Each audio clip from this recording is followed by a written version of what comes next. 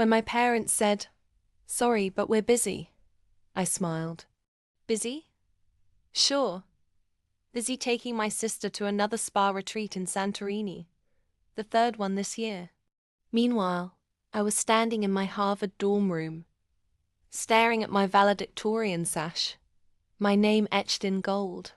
It was supposed to be the biggest day of my life, the day they'd finally look at me and say, "We're proud of you." But I guess some parents only show up when the spotlight's already on.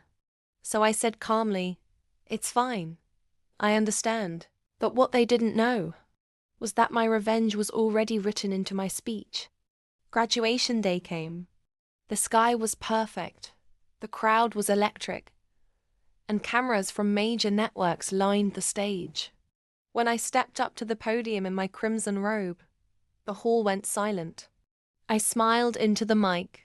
Today I stand here not just as a graduate, but as someone who learned that silence can be louder than applause.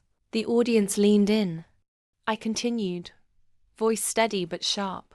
There were nights I studied alone, with no one to ask if I'd eaten. Days I achieved milestones that no one noticed. But if there's one thing Harvard taught me, it's this: success doesn't wait for validation. It shines on its own. Applause erupted. Professors stood. Cameras flashed. And as I closed my speech, I said, "To those who didn't believe I'd make it, thank you for giving me the space to prove you wrong." That was the line that broke the internet. Because that night, my parents were lounging in a luxury hotel, watching TV, when suddenly, there I was, on CNN, delivering that speech. The announcer's voice echoed. Harvard valedictorian, Dr. Ava Coleman, delivers a powerful message on self-worth and independence. My mom dropped her glass. My dad just whispered, "Oh my God." "Ava?" And then my phone started to buzz. One call, then 10, then 30. "Mom, Dad, Mom again."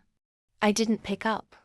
Instead, I posted a photo on Instagram, me holding my diploma, standing beside Harvard's president with the caption, "Sometimes absence is the best motivation."